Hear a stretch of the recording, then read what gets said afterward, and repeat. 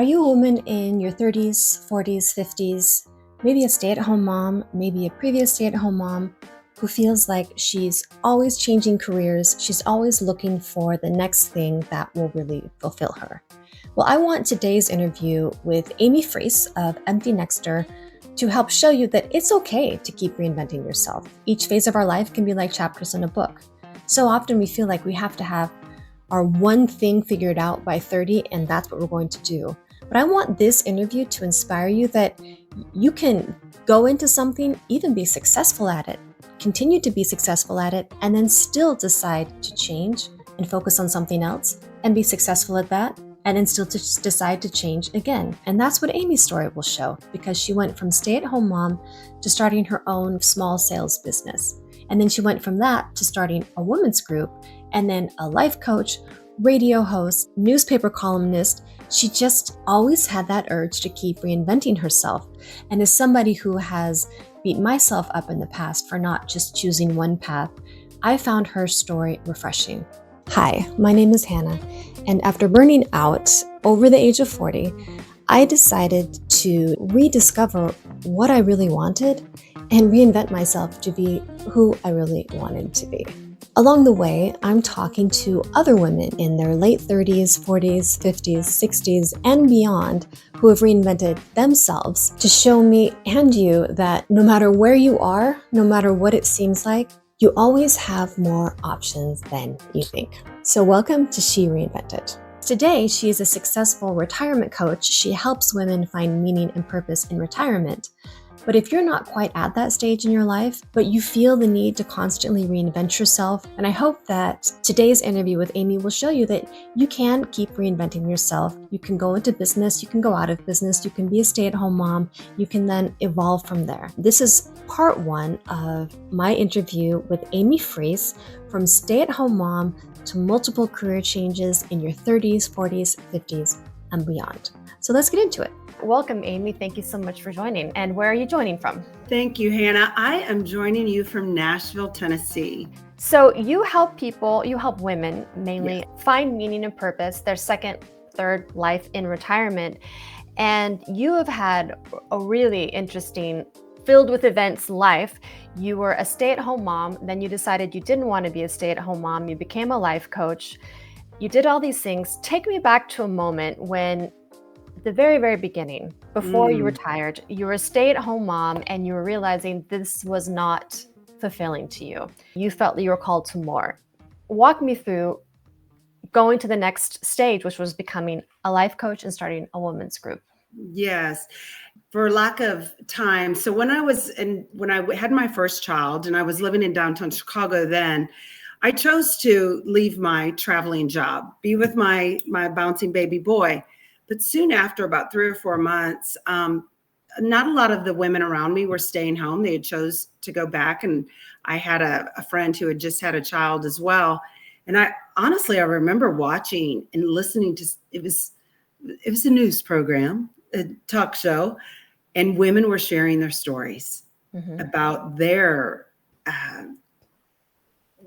just changing and evolving in their lives. And it really spurred me on, it ignited me. And I was like, wow, if they're doing this, why am I not doing that? I have an entrepreneurial mom, grandmother. So at that time, and I didn't share that, Hannah, my friend and I started a faux finishing business in downtown Chicago. I said, we're going to do this. We're going to teach ourselves how to paint. This was the early 90s when that was the rage. So we did it. We didn't know how to do it, but we chose to do it because we wanted a role, a job that we could do while still being a mom, having that flexibility. And so we did that and surprised many people that people hired us. We did restaurants, we did stores, custom homes, all of the things. So that really built my confidence. And it is funny how when you just start something, you think no one's going to notice, but they notice and they start participating. You're like, wow, okay.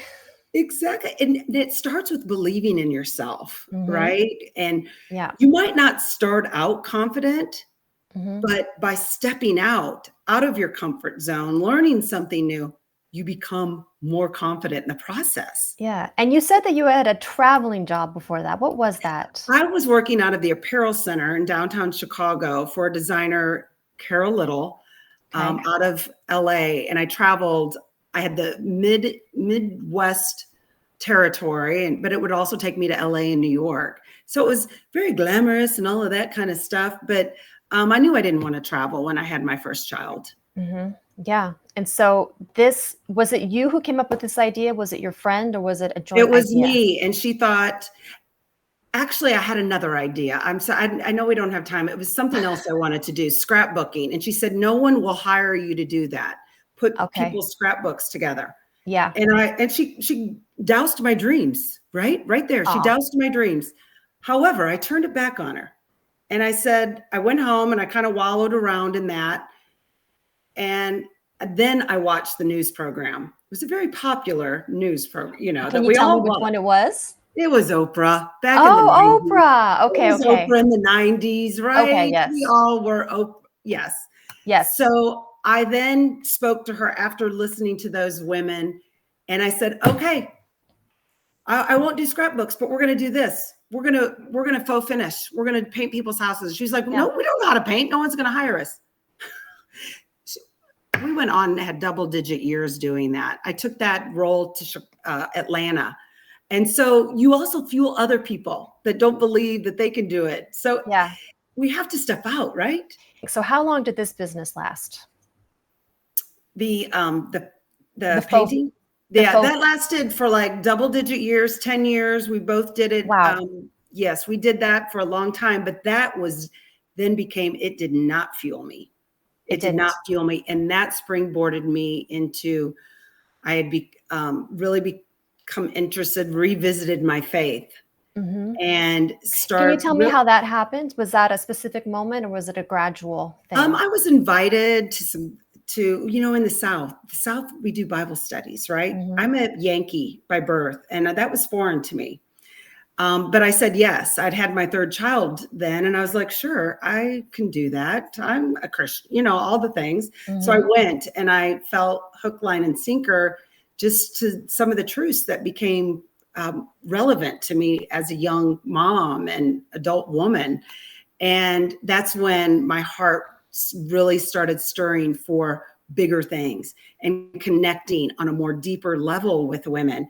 And I tried to, I was learning and growing myself, but then after a few years of that, I was like, you have to start sharing what you learn, right? Yeah. And I felt called to step out, and I invited women over to my home, and that's a whole other story in and of itself. That's when you started the women's group. Yes. So what was that process like? Was that easy to do, or was that? Can you take me back to when you first started? What was, in case any woman who's listening might want to start a women's group in her area?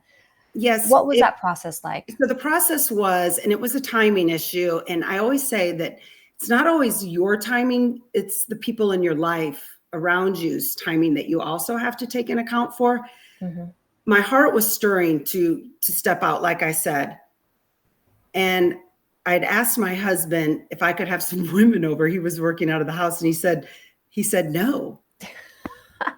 And guess what? I wasn't mad. I was happy, because I was like, oh, good. Now I can't do it, because I was following the calling of my heart. Yeah. But I was scared to death to do that, to put my shingle up and say that I was going to invite women over, and we were going to get deeper on bigger issues and family and life and our faith. And, not everybody wants to be vulnerable and transparent.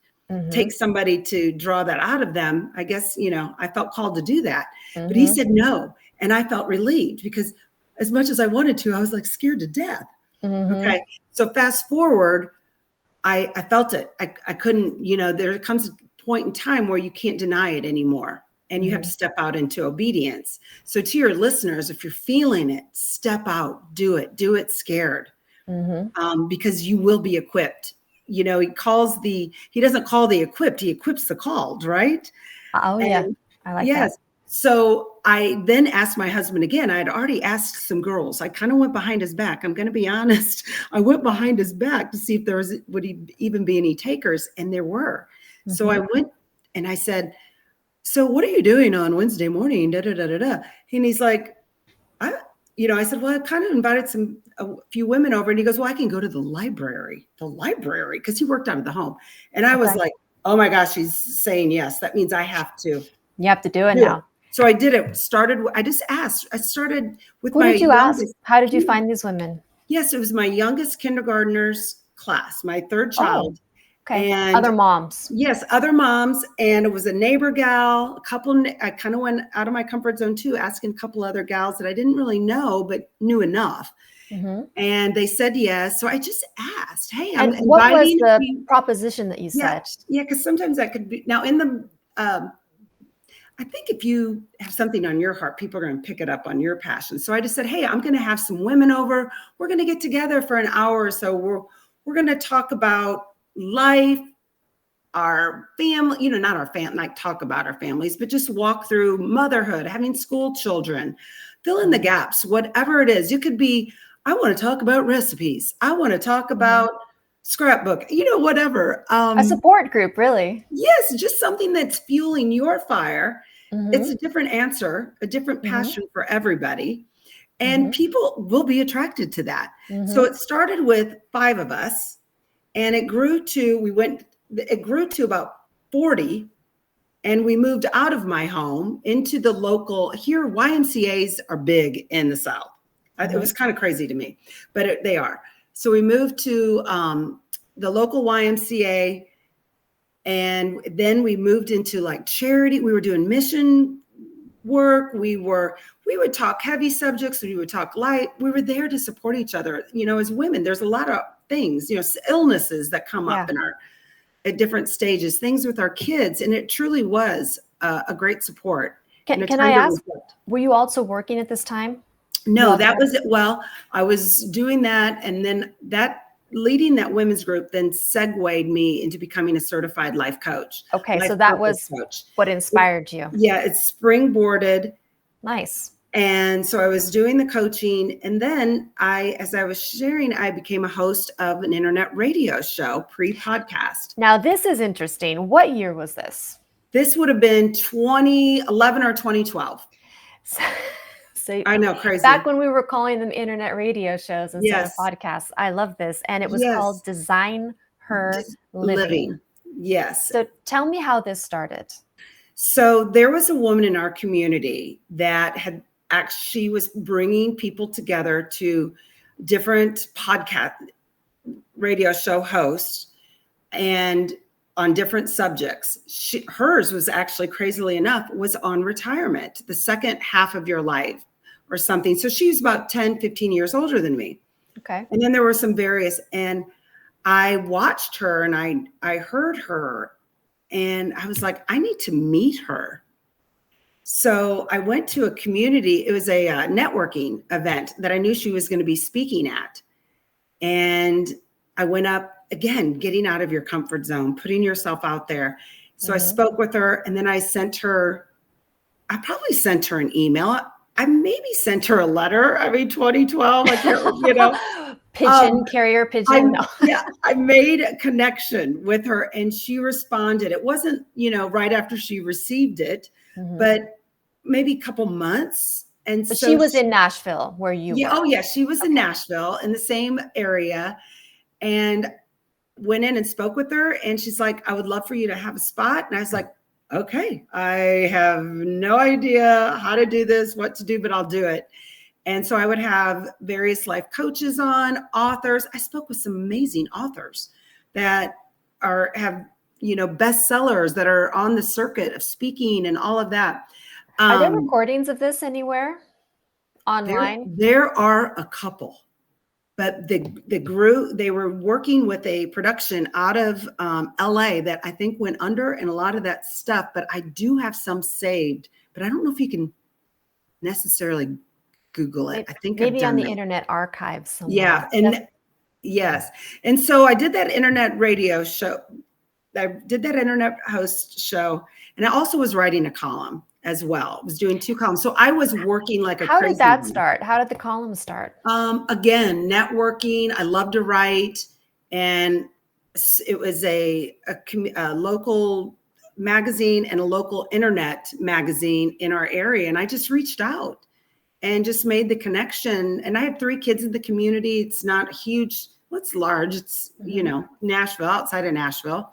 But I just put myself out there. What were your articles? When you reached out, what did you think you wanted to write about? Oh, it was always about women's issues, finding their purpose, listening to their own heartbeat, following their own design, utilizing their own skills and talents and gifts, not letting those be swept under the rug, to just go along, not ride on someone else's coattails, specifically like your spouse. Yeah.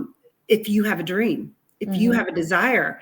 And that was kind of hard. Sometimes our spouses, they're always like, wait, aren't I enough? I'm providing for you. I'm your hobby for you. You have a good life. I'm your purpose. I'm your purpose. And my husband and I have been married 35 years, but it's taken him a long minute for him to like realize who he's married to. Yeah. Like, honey. Well, I mean, this is what makes life interesting for them. Come on. Exactly. And I just, it's a cliche, but if mom is not happy, if wife is not happy, there's no one happy.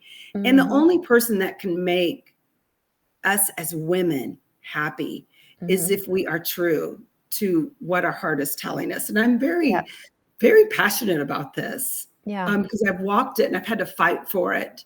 And I'm not being dramatic, but I really have had to.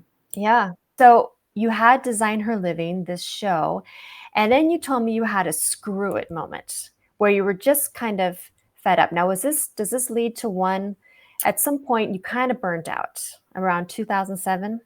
Well, I think the screw up moment was. Or was that before? Me being afraid to step out. Okay. Me trying to fit in with those around me.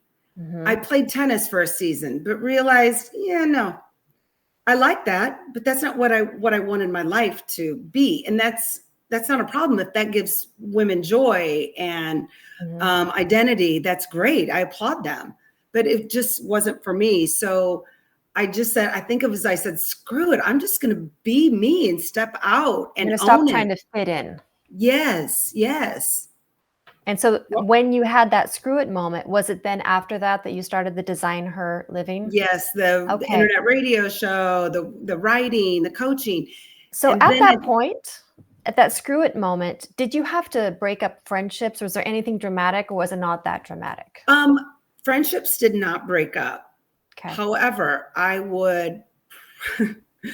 could suffice to say that friends were like scratching their head. Like, why is she doing all this? Why is she doing what? Just like, why is she doing that? Now, what are you doing? Why? I think they've always being the weird one. I think a lot of that is a recurring theme on my show as well. You just kind of have to be okay with being kind of weird. Other people have lives very figured out. That can be good in some ways, maybe more conventional, and you have to just kind of be okay with being a little bit unconventional. Exactly. Yeah. If that fuels your, keeps you going. Yeah. And so you're a stay-at-home mom, then you decide to start your own business, then you decide to become a life coach, start a women's group, become a life coach, start this internet radio show. And then at a certain moment you get tired, you get burnt out. I hit a wall. Crash.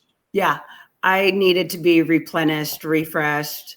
What happened? Because you when you pour and you give, plus I had 3 children at home, and it was just like, whoa, my tank was getting a little empty. So we do have to know when it's time to rest, step back. And what was that for you? Was there a specific moment when you realized? Yeah, I remembered I was at my women's groups leading them, and I poured myself into that. I loved it. I prepared wholeheartedly. And then I would do everything on one day. Then I'd run to the show, and then I would maybe have and I just was like, I don't know if I'm giving them what they need. they were upset not upset, but they were sad that I stopped. But I Because you felt, made an announcement that you're stopping yeah, this. I just felt like I wasn't fresh. Mhm, And I think we do need to have self-awareness and to mhm. know when it's okay. Give ourselves time to step back and breathe. And It's so not what did you do forever. during that time? How did you replenish yourself? Oh, I remember with having 3 kids, you're busy, but I remember people would go, "So Amy, what are you doing?" And I knew they were expecting me to say something crazy, but I'd be like, "Oh, I'm folding laundry. I'm really enjoying it." And I remember going to a spiritual coach, another life coach that we were certified under. She goes, "Amy, I think you need to go to this, spiritual coach." She just had me sit there and not say a word in silence. So she helped me to learn how to be silent and still, Which was probably new for you. yeah, and be quiet. Mhm. So that was really good. And I did I all love that that. because so often, especially when we're unconventional people, it can be hard when people ask us, "Well, what are you doing?" We want to give some amazing answer, but I like that you just owned, "I'm folding laundry." Sometimes we You just have to owned be. where you were. Yeah, just be. And then you get replenished and Mhm. refreshed, and then you get your wheels turning again. Yes, and so for you, you replenished, this was around 2012, you said, Yeah. and then the next phase in your life, you Oh, took over your parents' design business. Tell me yes. about that. So I was sharing with my mom. They live here, my parents, and I was just sharing with her. And she's an entrepreneur. She's always Mhm, started businesses, and I was just sharing with her that I was, just feeling a little empty, like just not feeling like myself, so to speak. And I was kind of getting geared up. And my mom, who's an entrepreneur, was saying, "Oh, Amy, you don't need to do anything. Just enjoy. If I were you, I would just, stay at home with the kids." I'm like, "Mom, do you hear yourself?" like, mhm, that I'm not wired that way. And I'm not a busybody. I'm mhm. not like I'm not that person that just has to be so busy. I actually am very good at being very quiet and being I'm very contemplative, very self-reflective and all of that. But again, that purpose, I knew I was supposed to be doing something more, but I did not think it was in my parents' design business. It's a custom upholstery business, working with all men. I've always been called to work with women. And Mhm. I'm like, "Mom, oh no, I'm of much bigger things. I like design, heart and soul design. I'm designer, on bigger subjects, not fluff," Furniture. which I love all that stuff too. Let's be real. Mhm. But anyways, she's like, "Oh, just come in a couple days." Well, I went in a couple days and it turned into 12 years co-owning, boss lady, coaching my teams, leading the charge, encouraging, using every one of my gifts.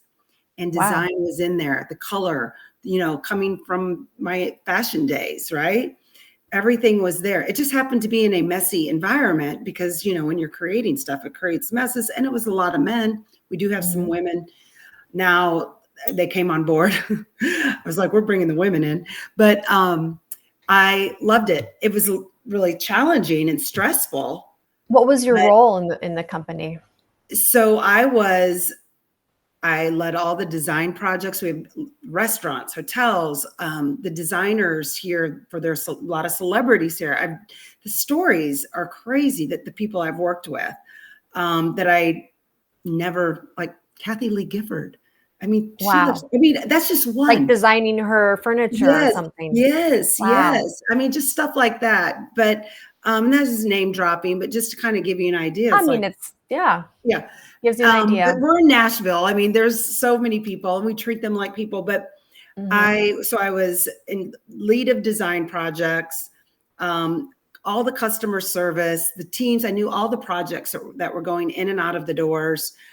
I'm a detailed person, right? mhm. And I was also like the chief firer.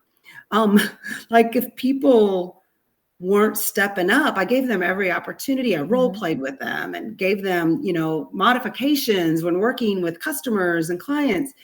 And Can so I ask, how old were your kids at this point? my oldest was maybe a junior in high school Mhm. and senior in high school. He's now been out of college for 7, 8 years.